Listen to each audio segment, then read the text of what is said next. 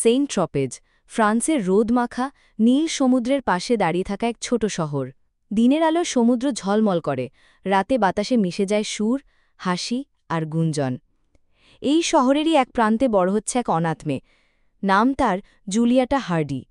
দেখতে অপূর্ব সুন্দরী, চোখে আগুনের ঝিলিক, আর মনে আছে এক অদম্য স্বাধীনতার তৃষ্ণা। জুলিয়েটা ছোটবেলা থেকেই বুঝে গিয়েছিল এই শহর তাকে কখনোই মেনে নেবে না। আশেপাশের মানুষ তাকে দেখে সন্দেহের চোখে। তার খোলামেলা স্বভাব আর সত্য বলার অভ্যাস সবার কাছে লাগে বেপরোয়া আর বেয়াদবি। শহরের রক্ষণশীল মনোভাবের কাছে সে যেন এক বিপদের নাম। তবুও জুলিয়েটা থামে না।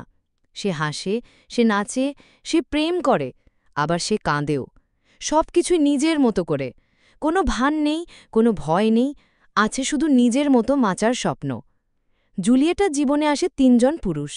প্রথমজন আন্তন টার্লেট, শহরের ধনী ব্যবসায়ীর ছেলে। আন্তনের চোখে জুলিয়েটা যেন আগুন, যা কাছে টানে কিন্তু ছুঁলেই পোড়ায়।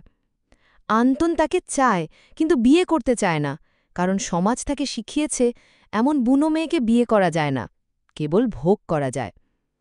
দ্বিতীয়জন মিশেল, আন্তনের ছোট ভাই, শান্ত, সংযত, কিন্তু ভেতরে ভেতরে জুলিয়েটাকে গভীরভাবে ভালোবাসে। সে চায় জুলিয়েটা নিরাপদে থাকুক, সে চায় তাকে বাঁচাতে, কিন্তু বলতে পারে না সেই কথা। আর তৃতীয়জন এরিক কারাডেক, আর এক ব্যবসায়ী যার চোখে কেবল লালসা আর স্বার্থ। তার কাছে জুলিয়েটা এক রত্ন, যা নিজের সংগ্রহে রাখতে চায়।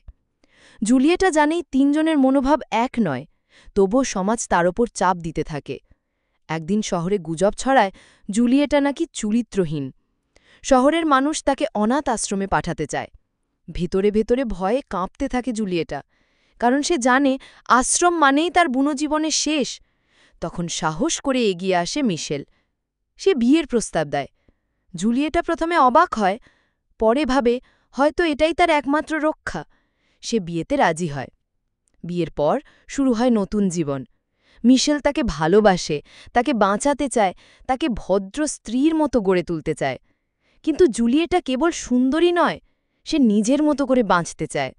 সংসারের নিয়ম আর সমাজের চোখের ভয়ে সে নিজেকে বদলাতে পারে না। এদিকে আন্তনও তাকে ভুলতে পারে না। সে বুঝতে পারে জুলিয়েটা শুধু দেহ নয়, তার প্রাণও চায়।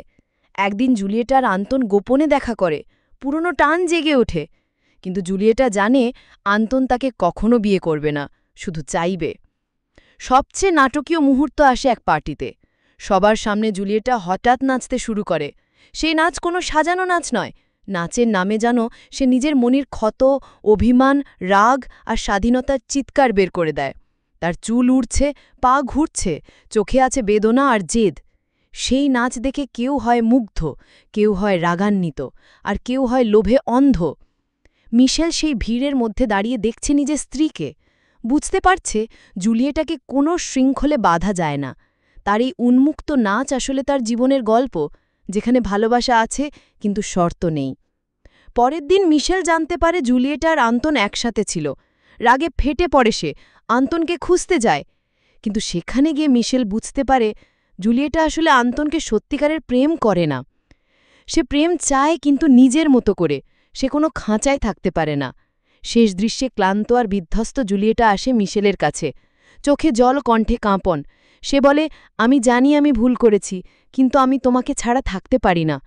মিশেলও তখন বোঝে ভালোবাসা মানে বদলে দেওয়া নয়, বরং মেনে নেওয়া, ক্ষমা আর নতুন করে শুরু করা। অ্যান্ড গড ক্রিয়েটেড ওম্যান শুধু এক সুন্দরী মেয়ের গল্প নয়, এটা সেই আগুন মেয়ের গল্প যে বারবার ভেঙেছে সমাজের নিয়ম, তবুও ভালোবাসতে ভয় পায়নি। এক মেয়ের গল্প যে নিজের মতো করে বাঁচতে চেয়েছিল আর শেষে শিখেছিল ভালোবাসা মানে শুধু পাওয়া নয়, বরং ছেড়ে দেওয়া, ক্ষমা আর নতুন করে শুরু করা।